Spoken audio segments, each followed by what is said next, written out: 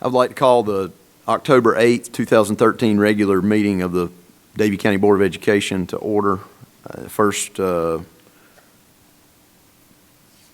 piece of agenda item business is to adopt the agenda. Do I have a motion to adopt the agenda? Have a motion by Ms. Owens. Do we have a second? Oh, we have a second by Ms. Livengood. All in favor? 7-0. Now we're moving on to closed session portion of our meeting. Let's see.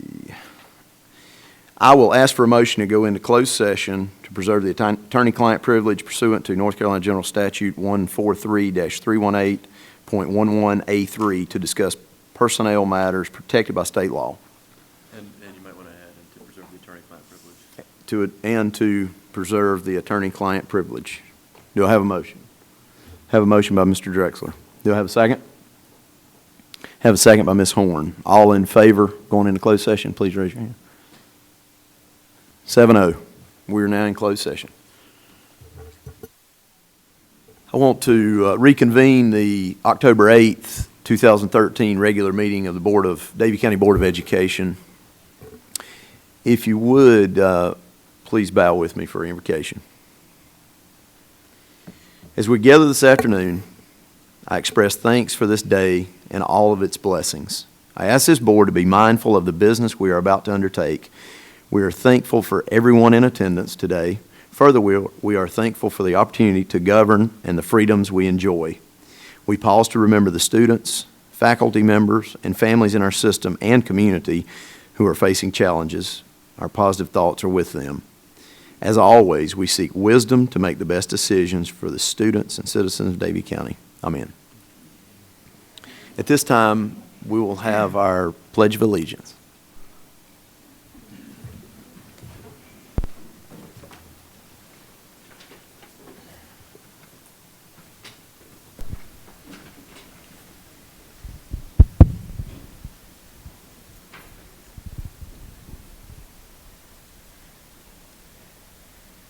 I pledge allegiance to the flag of the United States of America and to the republic for which it stands, one nation, under God, indivisible, with liberty and justice for all.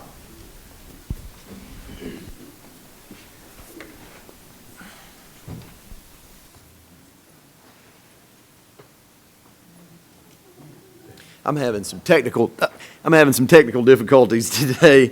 I want to thank that was the Davie County 4-H County Council for leading our Pledge of Allegiance. Thank you for that. Thank you.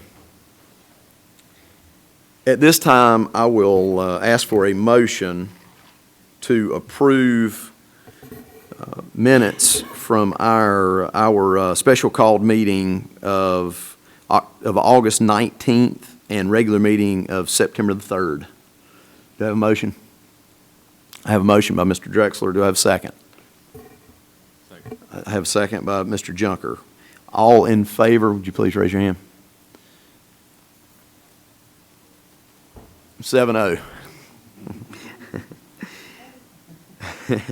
At this point, I will, let's see, we have some dates. I will point out some important dates on the board's calendar.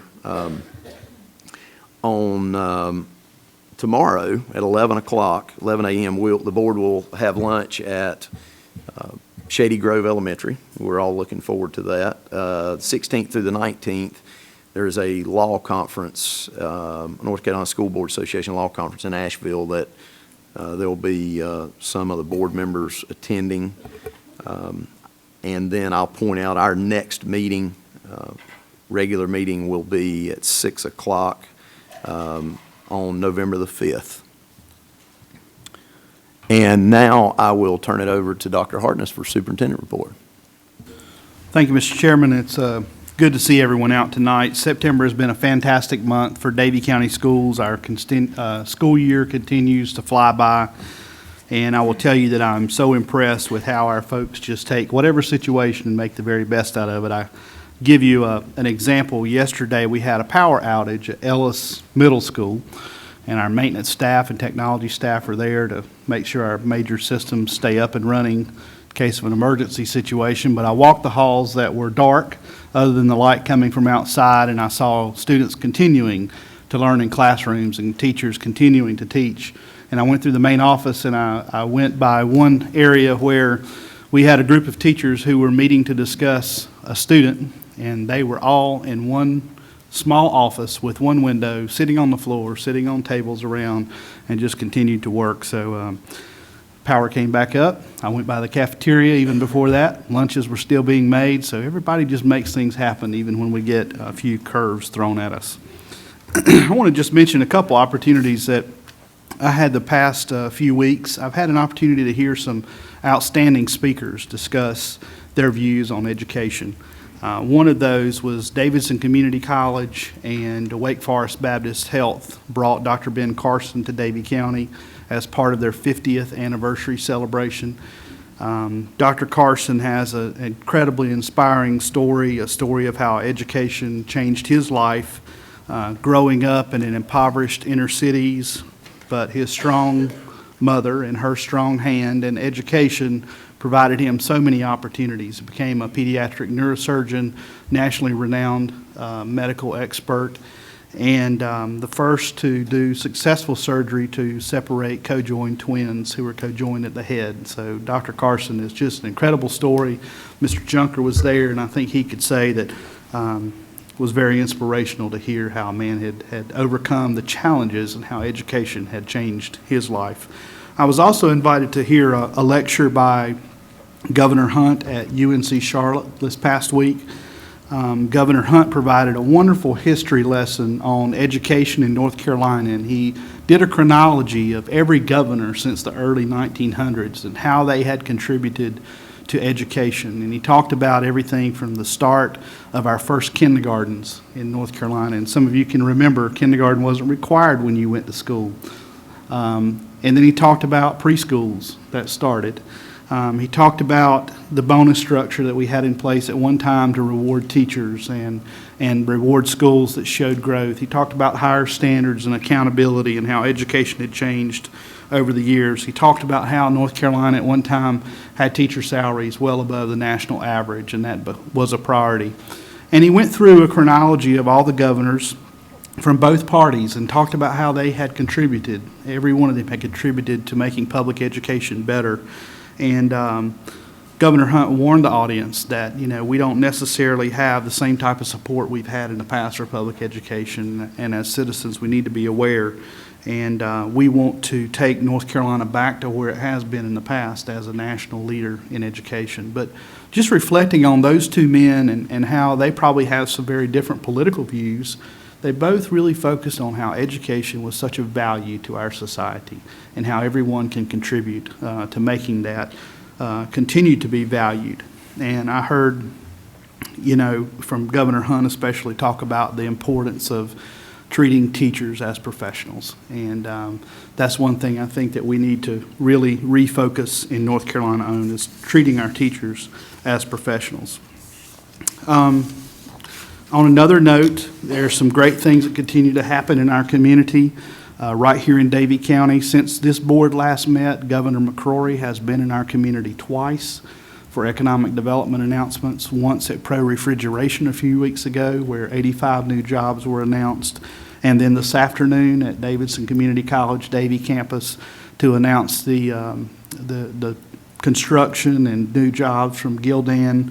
I don't know exactly how many jobs and what the exact investment is in Davie County, but in 3 counties, Bladen, Davie, and Rowan, they're creating 500 new jobs and investing $250 million in the economy. So furniture, we've seen with Ashley Furniture, manufacturing and textiles are coming back, and I think that's very encouraging for our community. It's very encouraging for North Carolina. I attended a press conference this morning at the new Davie Hospital. Another tremendous investment to Davie County. And if you have not planned to attend one of their open house events sometime this week, there were advertisements in the newspaper, I think, of when they're holding open house. everybody should go see our new hospital. All of you know on the board that one of my dear family members has been in the hospital at Wake Forest Baptist Health on and off the last 4 weeks, and I've been in and out of that hospital a lot. And I can tell you, walking through our new hospital in Davie County this morning was tremendous. The technology that will be used to support patients that come from our county, there may not be another county in North Carolina that will have that type of facility in a rural community like we have. So if you get a chance this week to go and see the new hospital and the facilities that we all will have access to, I would encourage you to do that. And again, thank all these private companies for investing in Davie County. There's good things going on here, and I just really see a bright future in our community. I've had several questions from people and have asked me, how does the government slim down or shut down affect Davie County schools? However you want to state that. I'll just let you know that the federal monies that do flow into our classrooms and our school systems, like Title I, special education, career and technical education grants, all of those came through the 1st of October. We have not had any of our federal monies withheld at this point in time. Funding for our child nutrition programs continue to flow. If this shutdown, slim down, whatever they call it, continues for some time, we will get updates regularly from the state that will tell us how that might affect us in the future. But right now, we can continue our communications with the state, provide, getting those updates, but we don't anticipate, unless this thing really gets drawn out, any significant effects. So we're not sounding an alarm at this point in time. Some things that the board can expect over the next couple months. The State Board of Education met last week and approved cut scores for accountability data that was last school year. Tests that students took in the spring at the end of last school year, the state approved cut scores or norm scores for those tests. The State Board of Education will not approve the official results of those tests until their November meeting. So it's going to be December before we report fully to the board the individual test results for our schools in Davie County. But as soon as we get those, we will share those with you. As you probably read in the newspaper or other updates that you received, all across the state we see and foresee that test scores will be down this year in reading and math and the EOCs at the high school. Anytime you increase standards and change assessments, there will be a drop in performance. So we anticipate that. I would also caution anyone from comparing the results we receive this year from anything in years past, because it's a different curriculum and all different assessments. The assessment results we receive will not be used in any type of decisions for promotion or retention, won't be used for teacher evaluations, and it won't be part of the General Assembly's A through F grading system this year. As I talk to teachers in our district, I don't think any of us, administrators or teachers, have a problem with higher standards or new curriculum or new assessments. But when you put new higher standards, new curriculum and new assessments, and you reduce staff and reduce resources at the same time, you set up a really bad recipe. And I think our legislature has set public education up for failure with the things that they have put in place this past year. But we're going to do our best with what we have been dealt. The last thing that I'll mention, you all received a press release, and you saw this covered in our 2 local and regional newspapers this past week. Davie County Schools SAT scores and SAT scores from around the state were released. For the 3rd year in a row, we've seen an increase in our composite score for Davie County Schools. Last year, we were ranked 11th out of 115 school districts. This year, we were ranked 8th out of 115 school districts. It's not one of those tests where you should compare one year to the next, because it's a different set of students. It's not a growth model. But the composite SAT scores is used by many colleges to determine and predict successful performance of freshman year of college, and it's one indicator that's used widely to look at performance in schools. So a rank of 8th out of 115 school districts, I think that's something that you all in our community can be extremely proud of. When I look at the districts that were higher than us, the 7 school districts that were higher than us, 5 of those districts have universities within their school boundaries. That's pretty significant. But if you look at a map of North Carolina, and you look at Boone or Watauga County to your left, and Chapel Hill, Orange County to your right, Davie County Schools, as a composite, has the highest SAT scores anywhere in between. And that's something that our parents and students and staff should be extremely proud of. And I want to point out Davie County Early College High School. We have Principal Melissa Lynch with us tonight. I want to recognize them for outstanding performance this past year on the SAT. All of their students took the SAT last year, and they saw significant gains. So congratulations, Ms. Lynch. And we're going to continue to do good things with students. I'm proud of the direction of our school system, and when we see these performance indicators, I think that our community should be proud as well. So thank you, Mr. Chairman. Thank you, Dr. Hartness. We've got a lot of positive things going on in Davie County, and I think we all, as a community, should be proud of that. Next up on our agenda is recognitions of students and staff, and first we have the United Way winning location, and I will ask Beth Weatherman and Miss Melinda Beecham to come up.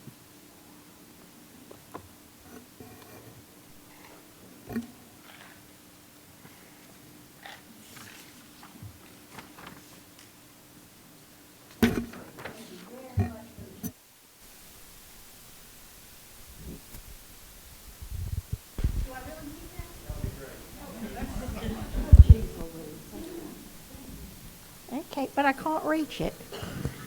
Okay. Yeah, let's see that happen. No, I'm really glad to be here with you. I'm always glad to be here and hear what's happening in our wonderful school system. This school system raised my children, and I couldn't be happier with that. You have a daughter of your school system with a PhD in molecular medicine and translational science. You tell me what that is. Hey, I don't know, but it's good.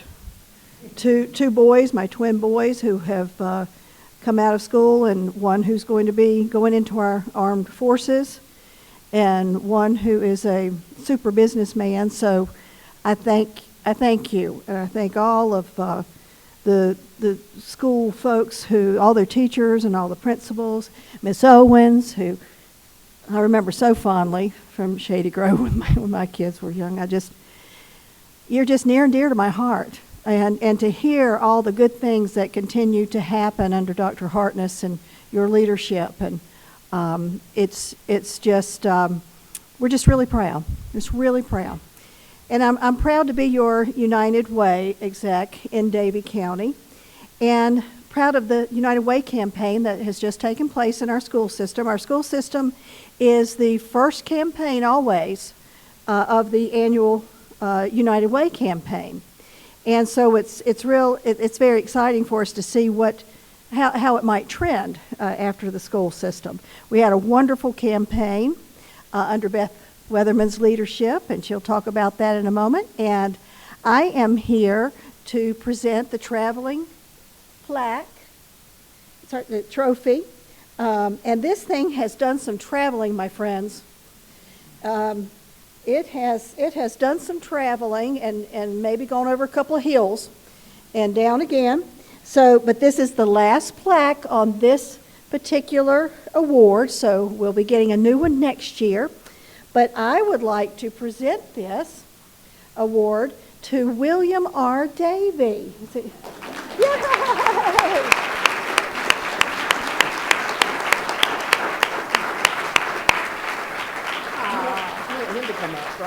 Sure.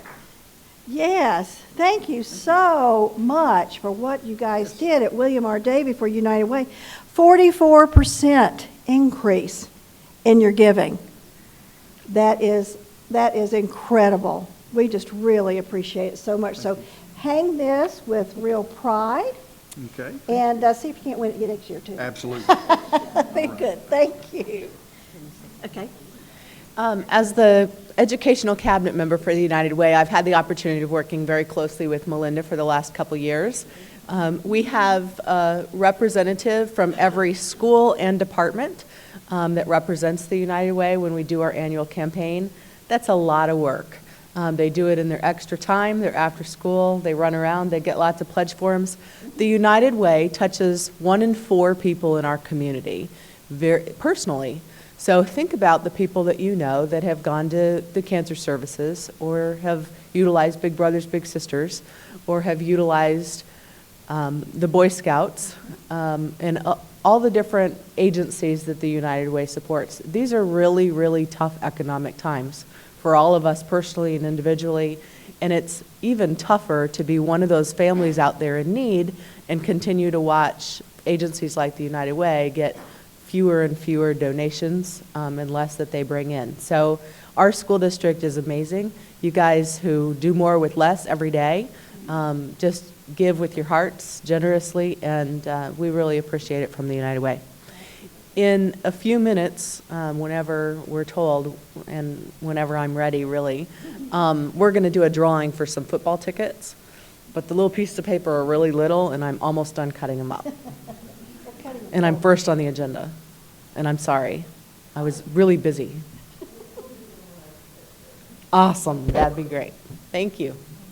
Thank you, guys.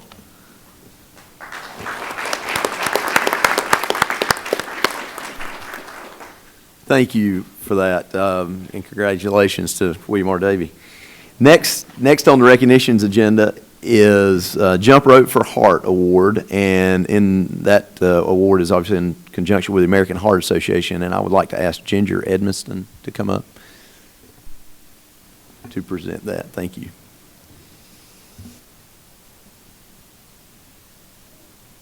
Thank you so much for inviting me to come and present the award. And before I do that, I want to personally say thank you to Dr. Hartness, the entire board, and all of the principals that I recognize out here whose schools do participate in Jump Rope for Heart or Hoops for Heart. In Davie County, all of the elementary and middle schools participate. And honestly, that's quite rare for all the schools in a system to partner with us to help educate the students and the staff about heart disease and stroke. We have educational lesson plans. We have hands-only CPR. We teach students how to recognize warning signs of heart attack and stroke, so when they're at home with loved ones, they'll know what to do and call 911. So what you are doing is very, very important to help save lives through the American Heart Association. The other thing that I really wanted to stress is the American Heart Association funds 5 research institutions in North Carolina. 2 of those are located in Forsyth County. So right in our back door, they are doing life-saving research. So the money that your schools raise with Jump Rope for Heart and Hoops for Heart is basically staying in our community. So thank you for that. It makes a huge difference. And I would like to recognize a very special school tonight.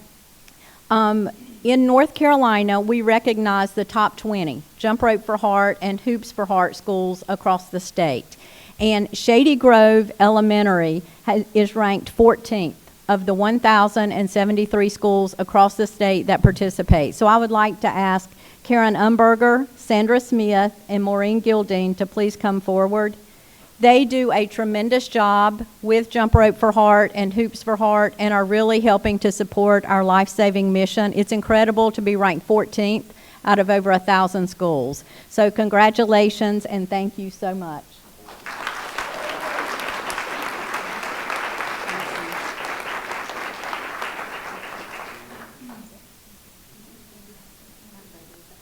On behalf of the board, we want to give you all this certificate, just recognizing your efforts. And I got 3 kids who, well, 3 have officially gone through there, 2 are still there, but I'm amazed at what y'all do and the energy you have to do all the programs that you do with them. So thanks for all you do.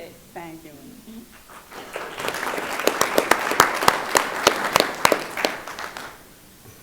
Thank you, and congratulations to Shady Grove. Next on the agenda is artwork displayed at the North Carolina Department of Public Instruction in Raleigh. And I would like to ask Lauren Reith and Amy Chappell to come up. I know so many of you here, and it's wonderful to see you, and you understand the arts, and I love that about you. I am here to tell you what an amazing teacher that Amy Chappell is, and the dedication. You talk about innovate, achieve, excel. We have a teacher right here from the elementary school, Moxville and Cornatzer Elementary, and also every other elementary school in the county. She has taught at all of them. She's been teaching for 18 years in Davie County, and that's dedication, especially when you realize she has 1,000 children a week or more. That's a lot. So she got her BFA in painting, plus she has her art education certificate from West Virginia University, and a BFA is different than a BA. It is a lot of studio time. It's a dedicated artist who gets a BFA. It means more. Not that I'm sorry if you just have your BA. I apologize, but I want to. I do want to congratulate Amy for her passion and her dedication. And also, she forgot her cell phone today. Oh, that wasn't what I was supposed to read. So you need to email her if you need to tell her anything. I wanted to tell you about my student, Emma Patterson, former student. She was a fifth grader at Cornatzer last year, and she created an artwork of a Statue of Liberty, which, do you all have a picture of that? I was hoping you would have. No? Okay. It was accepted for permanent display at DPI in Raleigh, so it's there now, representing our district. And here are a few things about Emma from her mom. This was on her mom's email today. She's always been creative. As a young girl, she loved drawing animals, especially horses. Emma is at 6th grade this year at Ellis, and she's a cheerleader for Cornatzer also, and does gymnastics and plays softball for Davie Little League, as well as being a creative artist in my classroom last year. So congratulations.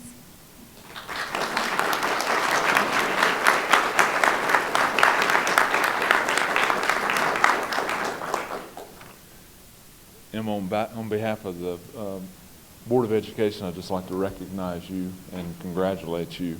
I think the important part there is the permanent part, permanent display. That is phenomenal. Thank you very much.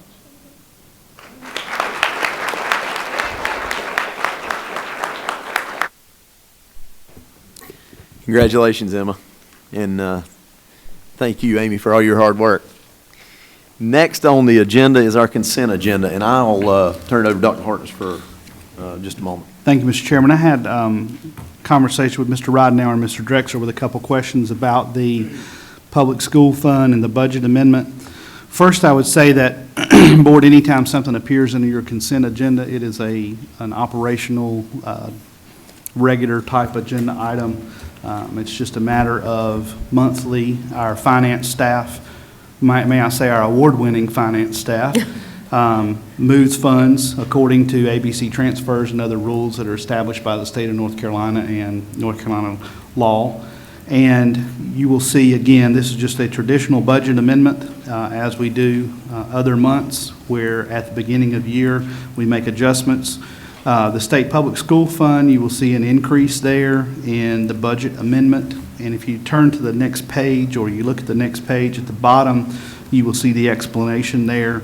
The revenue expenses were from textbook monies carryover from this past year. So our finance staff moved textbook monies out of that fund into our regular instructional services fund to pay for instructional supplies, materials, and textbooks if schools choose to purchase those.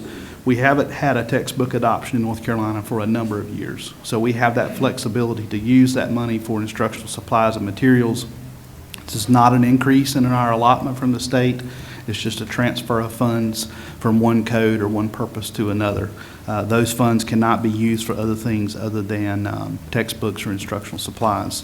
Also, if you just go through, every one of these have a pretty clear explanation. The second is the local current expense fund. You saw an increase in $10,143. If you look at the bottom of that page, Just as an example, we had an insurance claim for some damage that was done to one of our buildings, and that was additional revenue that was not originally budgeted. So every one of these changes are due to purposes like that or carry over from the past year, and have a specific explanation that our finance office can give us. If you have specific questions about these things, please give me a call the week before when you get your budget amendments.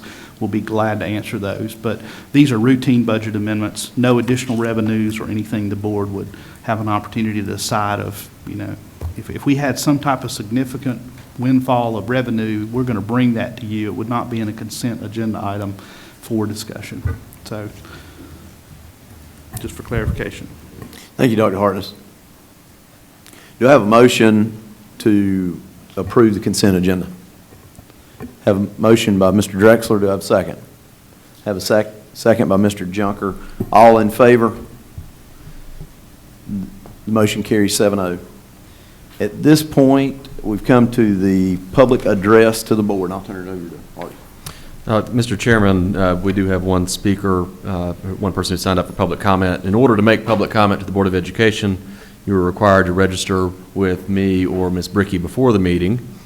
You are allowed 5 minutes to speak on any topic. There's a timer in front of you, and once the timer gets down to 1 minute, I will give you a hand signal as a warning. When it gets to 5 minutes, we ask that you cut off your comments. Personnel issues should not be addressed in open session. If you do have personnel matters you would like to discuss, please direct those to Dr. Hartness after the meeting or contact Jeff Wallace. Tonight's first and final speaker is Mr. James Coles.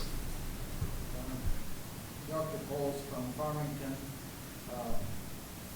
It is always exciting to hear the achievements of our students, and I thank the board and the administration for that.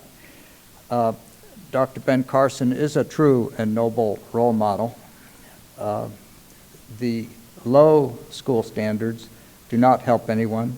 I'm very pleased that the high school standards are going to set up for excellence. They're definitely not an issue that suggests failure. So please do the achieving as best as possible. Just 2 months ago, at the August 6th Board of Education meeting, the superintendent presented the comparison for Davie County Schools' state budget, 2012-13 to 13-14. The total for the previous year was $32,984,140 compared to this current school year, which is $32,611,888, which would have been a reduction of $373,252. This was part of the context, as you recall, with regard to the North Carolina General Assembly's reduction in teacher assistant funding. And this forced the Board of Education to make the terrible choice in reducing teacher assistants to less than full-time status, up to a 25% reduction. Now today, the October 8th, there are 4 budget amendments, the first of which increases the total state funding, apparently since the beginning of the school year, by $346,355. You've all approved that amendment. This is an increase from $36,070,488 to $36,416,843. This is definitely good news for Davie County Schools. But my question is, how did the budget total for August 6th of $32.6 million increase in just 2 months to $36.4 million? This is not just a few tens of thousands of dollars. This is $3.8 million. I would ask each member of the Board of Education to review these numbers themselves on the Davie County website of board documents to compare August with October this year. In addition, I note that there are several numbers used in different funds, coded 4900. This is defined as, quote, fund balance appropriation or fund balance appropriated. In the original fund balance analysis, $800,000 was used to supplement Davie County expenses in the board's presentation to the county commissioners. This is now amended in Fund 2 under local expenses to $930,703. This is obviously more than the $800,000, and I'm not sure if this is allowed without changing your own fund balance policy of reserving 17% for emergencies. We also find a line item, 4,900 fund balance appropriation in Fund 8, and this is $481,342, reduced since September, where a line item comment included the notation, quote, budget carryover fund balance, end quote. Is it possible to explain this difference in fund balances and how they are appropriated? It certainly seems to be many different pots of money available to preserve the integrity of the classroom with teachers and teacher assistants. Could the Board of Education prepare a fund balance analysis for all their funds each month and make it available to the public at each monthly meeting? Thank you.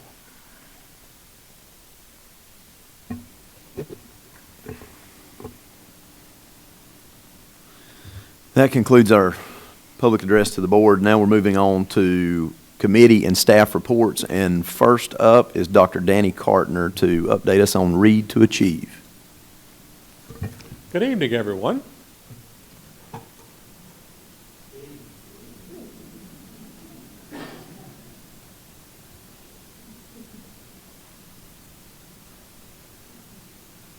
There we go.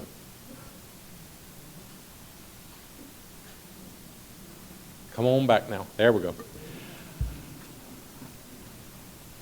Thank you, Board, for this opportunity to give you a little bit of an overview of a change in law and policy that will be coming our way, that has already come our way, that probably will eventually result in some questions to board members. So that's my context this evening, is attempting to give you an overview of a change in law that you likely will run into somebody in the grocery store or Walmart or at the gas station who will have a question. So I'm trying to give you some outlines, some bare bones about this law so that you can answer intelligently. And of course, you always have the opportunity to say, I'll tell you what, call Dr. Cartner and he'll tell you about that. So I'll be happy to do that for members of the public who have a question. Folded into the 2012 Budget Act was the Excellent Public Schools Act, and inside the Excellent Public Schools Act was the Read to Achieve Act. Read to Achieve has lots of different facets. For example, Read to Achieve will now require us to administer an assessment to incoming kindergartners during the first 30 days or thereabouts of school. It puts into a different context the way we communicate with parents about children who are having difficulty learning to read. It puts in place some additional means with which we establish personal education plans for children who are lagging behind. A lot of different pieces. The one piece that is most likely to raise questions among parents of students, and therefore questions that would come to you. The most visible piece of Read to Achieve has to do with retention in third grade. Some of you, I suspect Chairman Fuller was actually a third grader who was subject to the last round of third grade testing, that you had to pass the test or you would be retained. Okay, and we're back to that. Ms. Owens remembers that as a principal. This is a little bit different iteration. It has two sides to it, a couple of different edges. And I won't say that everything is negative about this particular means of looking at pass the test or be retained kind of verbiage. I have a flow chart here that is from DPI, and we'll try to walk through this flow chart. Understand that this is not the flow chart that was in board docs at 8 o'clock this morning, because the state board last week adopted a new version of this, and that arrived on my desk about 9 o'clock last night. So I got it to Ms. Bricky this morning, and it's now different. So I'll actually have to look up here to remember it. But we'll just take a third grade student and sort of walk through the end of the year and some different scenarios that student might find themselves in. Third grade students take the end of grade test. Those students who score a 3 or a 4 and therefore are considered proficient are promoted to 4th grade, as long as that's what the principal's intent is. Remember that the state law says the principal shall grade, schedule, and classify. So, student passes the test, principal has the right then to promote that child to the 4th grade. We've already heard standards have changed. The percent proficient last year and this year will be significantly lower than in past years. If we go back to the last testing data that we have, that's the 2000, help me Aaron, that's the 2010, 11, 12, third grade, we would have had 156 children who did not score a 3 or a 4. Okay, so that gives you a context of numbers. Those students then may take a retest. 2 years ago, students could not take a retest, so there was no retest in third grade. Our experience has been that on the retest, a significant number of students then score a 3 or 4. Those students who score a 3 or 4 on the retest then may be promoted. Those students who do not, there is yet a third test, different from the EOG, that students will be administered. And again, they may score proficient, they may not score proficient. If they score proficient, they may be promoted.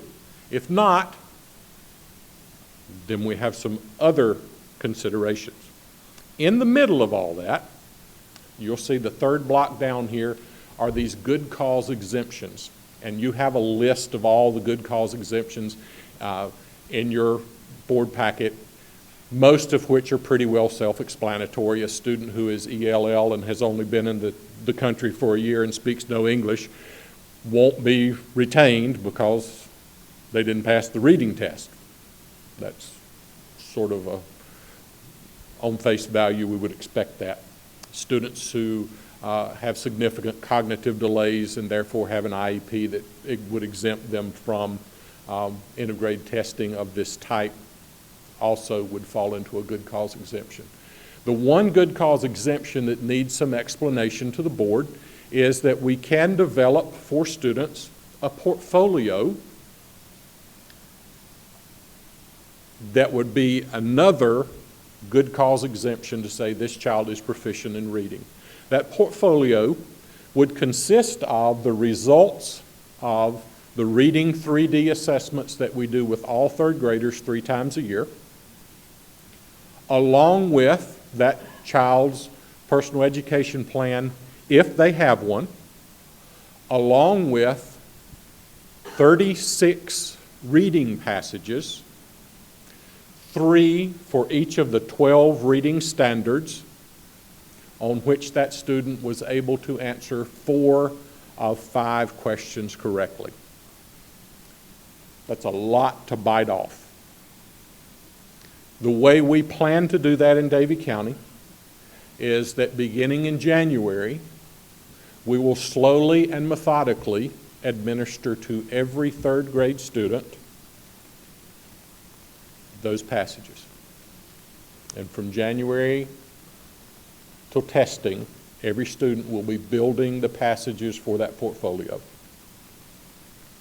The portfolio must be completed before the first day of end-of-grade testing. So we're doing that with every third grader because we can't predict sitting here what third grader might need the portfolio in June or July. So we're building those portfolios as we go. I have spoken with colleagues in all the surrounding districts and with the 15 districts in P-TECH, and I think there's only one district not building a portfolio for every third grader. It just is the prudent thing to do. So we'll be building that portfolio. Our anticipation is that we will have a very small number of students who can't successfully build that portfolio between January and May. We'll have a total of 180 different passages, and students need to read 36 of those 180 and answer 4 or 5 questions right. So they'll have a lot of different opportunities. What we plan to do is administer reading passages, probably 3 at a time, and then each elementary school will modify some instruction for those students who don't get 4 out of 5 questions on a given standard. And then we have the opportunity to retest them after that modified instruction. So I think we have a really good plan in place to build the portfolio so that when we get to that need for a good cause, most students will have a good cause exemption and be able to be promoted. But for that handful of children who don't pass the EOG, don't have a successful portfolio, don't pass the retest of the EOG, and don't pass the other reading test, then we are required by this act to provide a summer reading program. We have to offer that to the parents of every child in third grade who doesn't meet any of those good causes for promotion. Parents don't have to take us up on it, but we do have to offer it. So far, we don't have funding for it, but we're told it's coming. After the reading summer program, students have the opportunity to take yet another test to see if they are proficient in reading.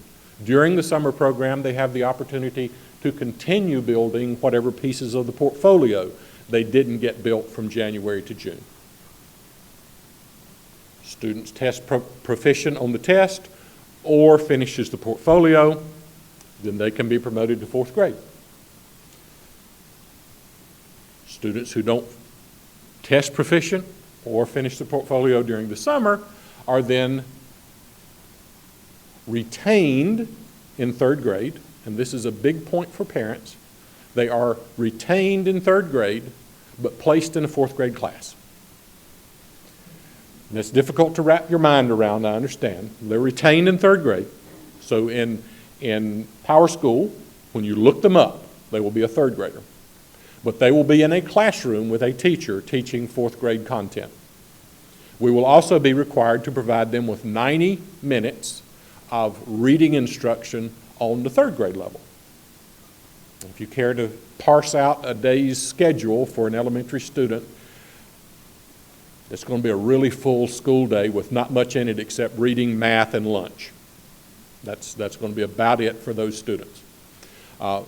Before November 1st, those students get to take another test. And if they pass that test, then they are promoted in Power School to 4th grade. They have another test at the end of the year, the 4th grade EOG, and they can be proficient on the 4th grade EOG as well. All along this line, those students who don't test proficient, don't have a portfolio, the principal's statutory right to promote that student is suspended.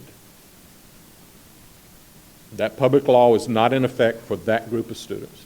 The superintendent may promote students, but the principal may not. So that's a change in law. At the end of that year that they have spent with a 3rd grade label in a 4th grade class, then the principal's right to promote returns. So a student can spend an entire year in that 4th grade class with a 3rd grade label and be promoted to the 5th grade at the end of that grade.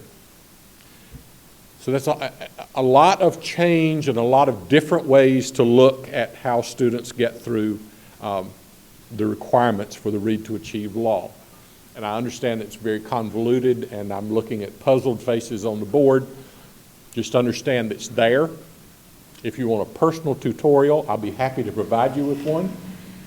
If you have parent questions and you're not comfortable answering the question, feel free to refer them to me, and I will guide them through it as best I can.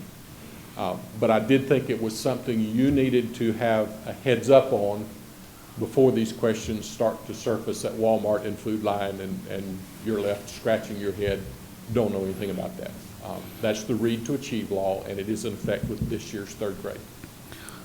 Board, if I may add to what Dr. Cartner just explained, I want to make it very clear to the public and to the board that this was legislation that was part of the budget bill developed by the North Carolina General Assembly. We did not create this issue. We did not create this flow chart or spreadsheet or any of the rules that he just described.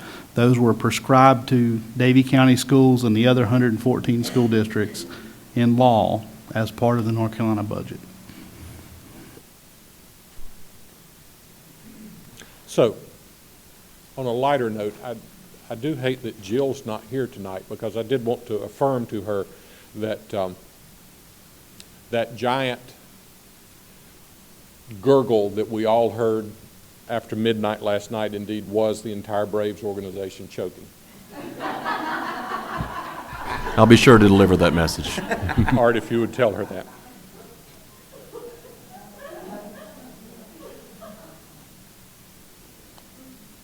Switching gears altogether from reading curriculum, we have a very exciting happening about to take place in Davie County. About a year ago, those of us in the curriculum department were sitting around and somebody had a brilliant idea about how to do professional development this year.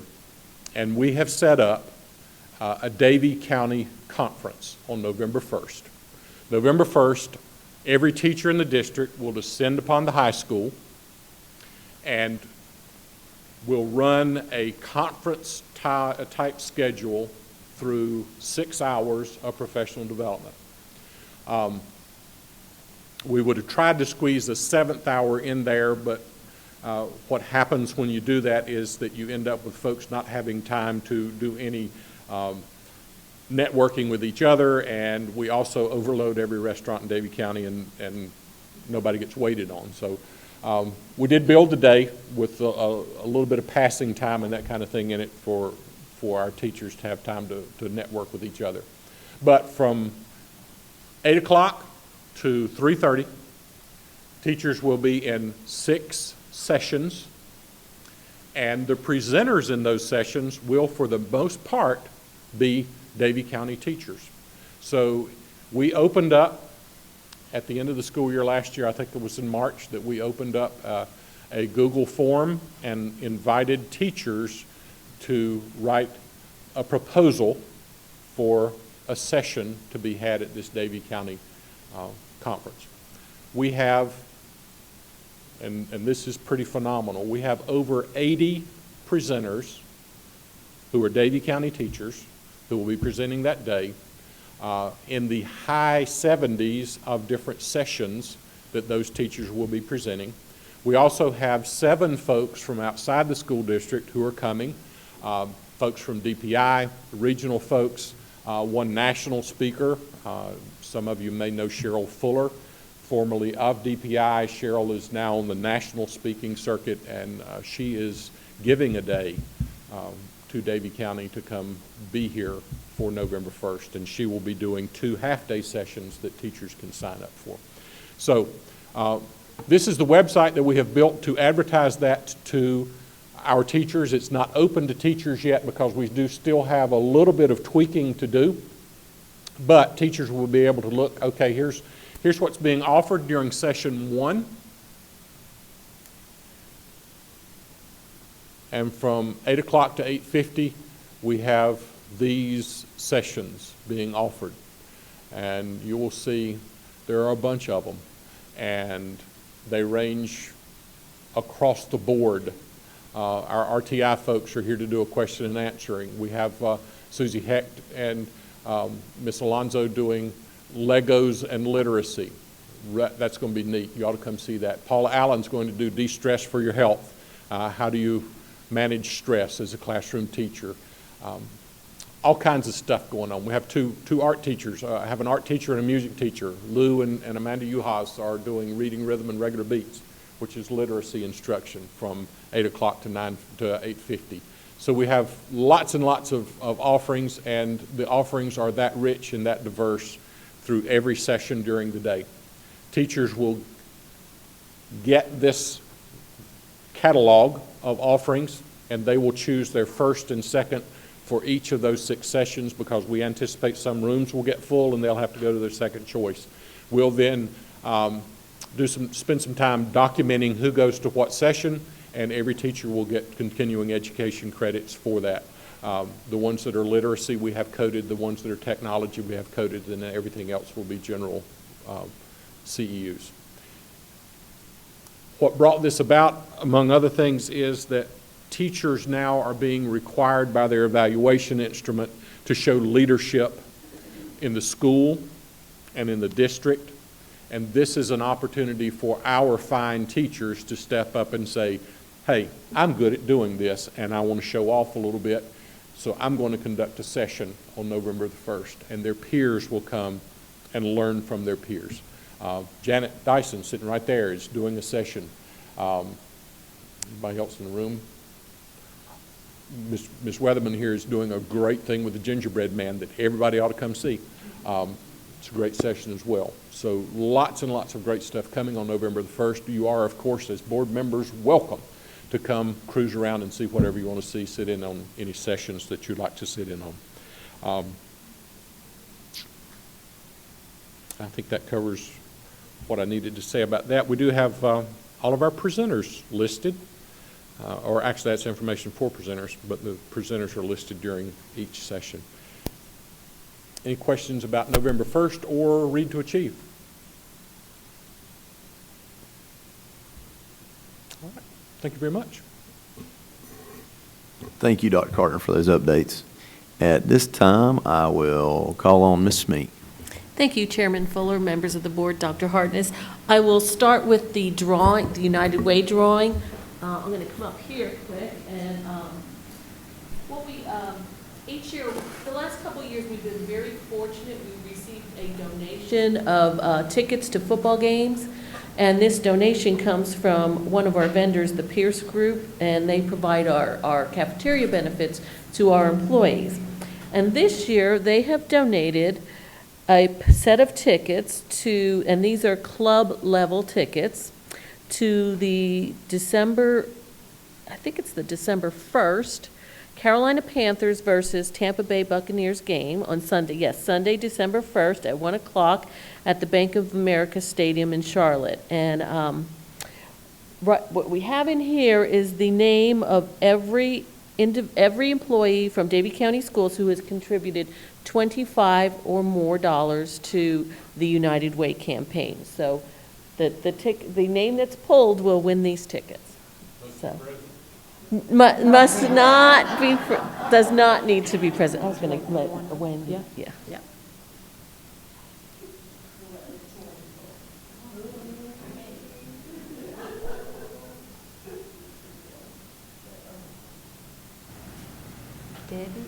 Debbie Evans from Davie High School. So I will see that she gets these tickets.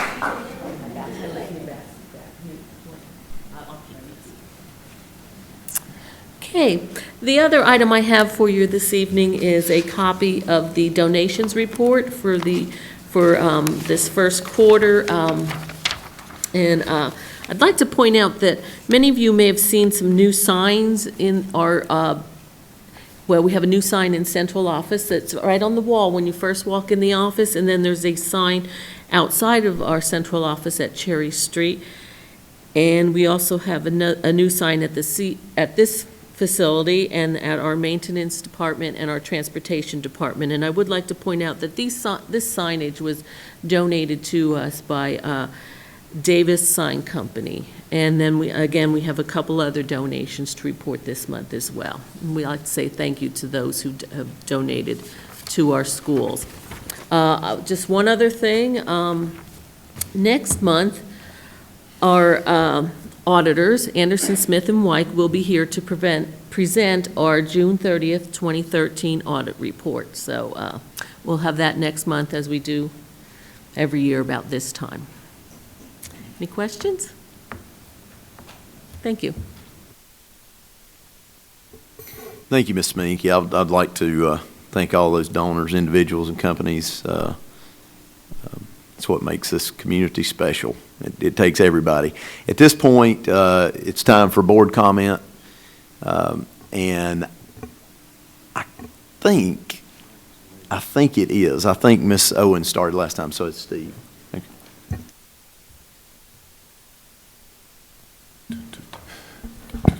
It's like a summertime meeting. This is fairly quick.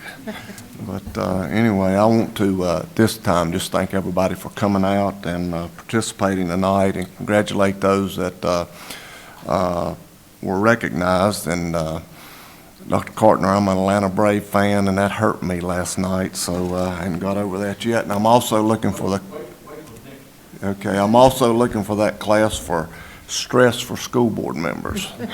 I didn't see that, but anyway,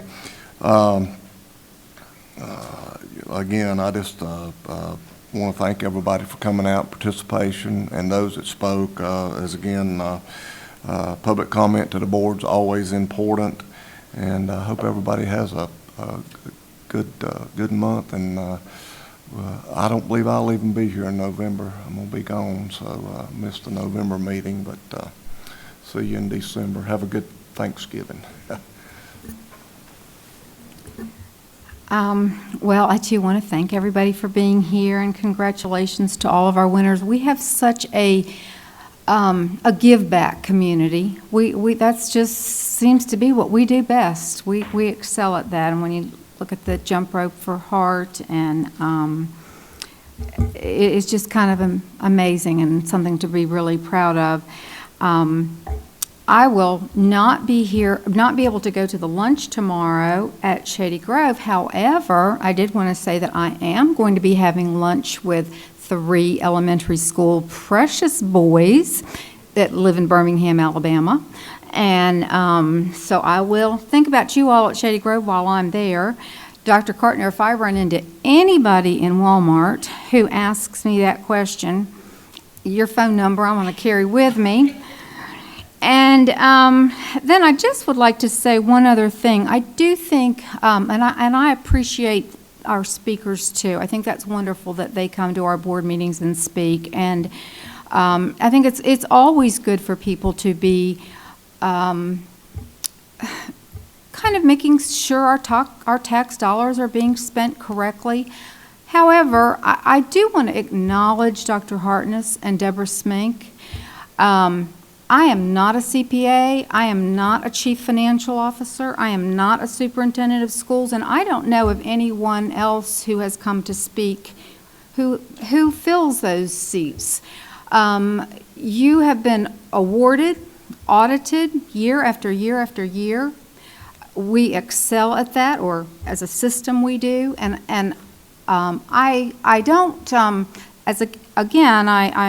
not in fear of anyone coming and asking questions, as long as it's not meant to create a sense of mistrust, because I don't think that should be the purpose. If the purpose is to, we want to make certain our dollars are being spent correctly, then I understand that, and I think we have done an excellent job at that over the last few years, and you can go back. So I just want to thank Dr. Hartness, Deborah, and your staff for all that you do. It is you look at a budget, it is very, very difficult to understand.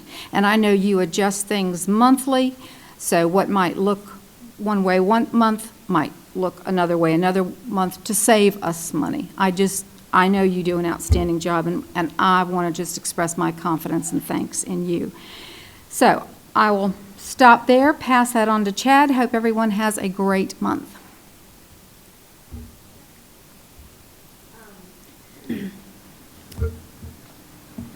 Basically, what everyone said is pretty much what I would like to reiterate. Of course, we appreciate you coming out and hanging with us to the end. Luckily, it went by relatively fast. Deborah, I think you do a great job. And, you know, I often think about someone in your position.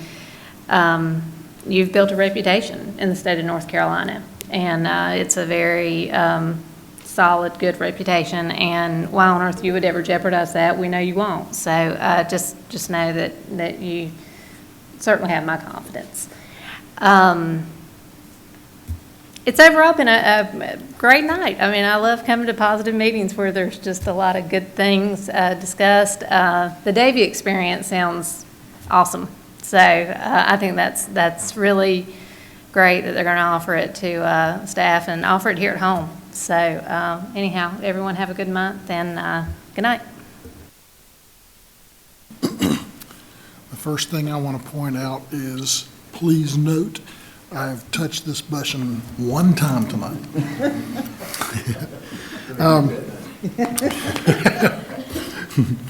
If you would, please help me understand, or help me appreciate, show my appreciation to everybody in this school system, from little ones all the way to the end product people, everybody in the middle that has anything to do with educating children in any subject, any topic, any et cetera, if you are a TA, teacher, staff, principal, administrator, would you please stand up?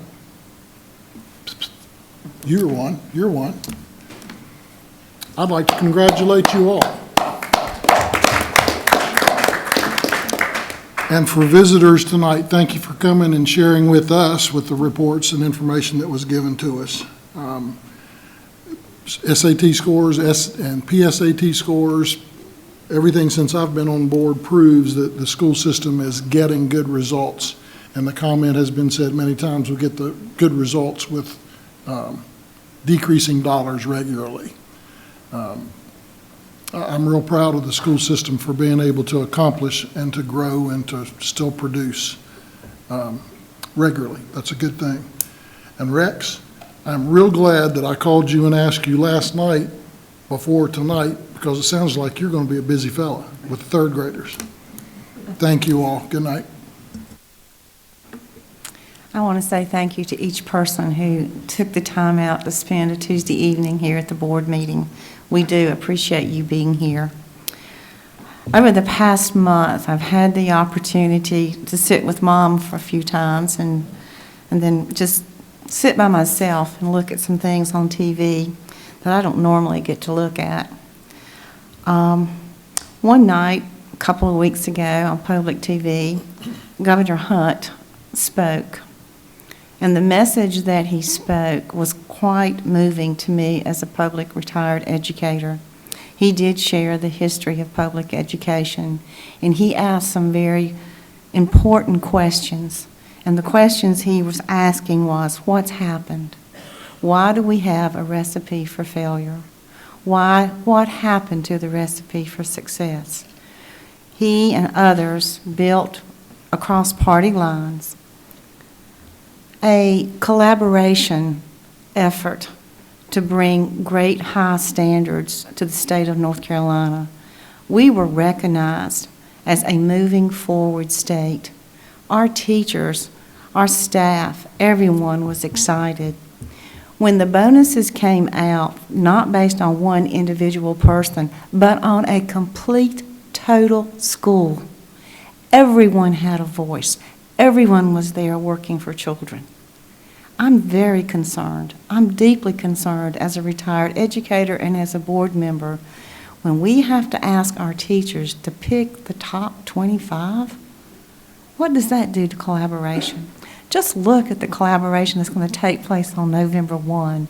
Look at the number of people who are giving back to their school system to get ready to share with each other what is going on. I admire each person who takes the time to share, to go forward, to examine the hard things, to find solutions. I am concerned. I'm concerned about the loss of funding. I'm very concerned about that loss of teamwork. And the promotion standards, if you had a group of educators to sit down and to really analyze that before it got into the budget bill, it wouldn't be there. We are about children. We are about building a future. I want to thank the industries that have chosen Davie County to come and make their home. I want to thank every human being in our county who gives back to our children. The permanent display of Amy, the Statue of Liberty, wow, does that say a lot? The award-winning, everyone, financial department, the long-range planning that you've done for the portfolio assessment for these children before it even comes to fact, great job. The long-range planning for core curriculum, oh my heavens, we're not afraid of high standards. We roll up our sleeves and get it done. To each of you, and especially to everyone who was at that football game a couple of weeks ago, you showed what Davie County is about. You were respectful, you gave aid, and you gave help. And every human being in this county can do that. You're wonderful. And I thank each of my board members. Have a good evening. Thank you. I think most of it's been said. I would also like to congratulate everyone that were recognized tonight, and to thank, and we can't do this enough, to thank all staff, administration, and students for making Davie County Schools what it is. It's a very special place. Davie County is a very special place, and we're definitely fortunate to all be here. And I have one other point here. We're going to take just a couple of minutes to talk about. I understand that there was a discussion, or at least a few comments about last night at the commissioners meeting about financing for the high school, and I'm glad that has come up, and I look forward to hearing that discussion. And there were some numbers thrown around, and I just hope that as we move forward with that the commissioners will look at the ways to finance that make the most sense from the least impact on the taxpayer. Because I know there's some scenarios that are 3 or 4 cents cheaper than what I heard thrown around. But that's just a point that I look forward to hearing the discussion on that in the future from the Board of Commissioners. But otherwise, I think that's all I have, and I will, yes. I want to make a comment and a challenge to the board and to everybody in the audience. I started to put this in my comments tonight. I didn't, but I want to share it with you. I got a piece of mail this week that I will keep in my desk and in my files for my whole career. And I'm going to challenge each of you. You may get a letter like this too. A couple weeks ago, I started thinking about, what are we really in this business for? And what am I here as your superintendent for? And that is to support what's going on in our classrooms every day and what our teachers are doing. And I'll tell you, I think you've seen from my comments, I'm not real happy with the way our teachers are being treated in North Carolina. And I know that there's a lot who have had a tremendous impact on my life. And I took a little time and ran into the daughter of one of my favorite teachers several months ago. And I got in touch with that person, and I found out Miss Iris Sturgis' address. She was my second grade teacher at Lowell Elementary. And I took some time to write her a note and tell her that, I was in your second grade class 37 years ago, but I still remember you, and I still remember the way you treated the children in our class, and I appreciate the impact that you've had on my life. And Ms. Sturgis wrote me a letter, and I will treasure this and keep this for the rest of my life. And I would just challenge everybody in the room to think about who was that teacher that made an impact on you. And Ms. Sturgis is probably in her late 80s, early 90s at this point. That teacher may not be alive, but I bet there's somebody that impacted one of your children. And I would challenge everybody in the room to take some time this week to pull out a note card and write a letter or write a note to that person and thank them for what they did. Because our teachers are in a position to impact thousands of children over their career. And folks, we can talk about instruction, we can talk about law, we can talk about buildings, but really our work takes place in the classroom or it doesn't take place at all.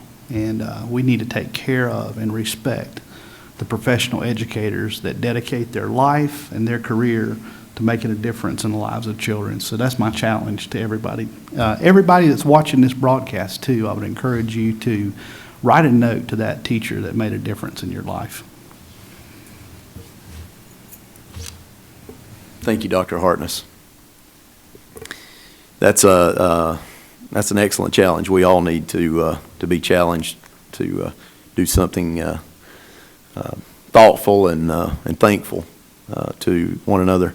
At this time, I'll entertain a motion to adjourn. Motion by Mr. Drexler, second by Ms. Owens. All in favor? We are adjourned.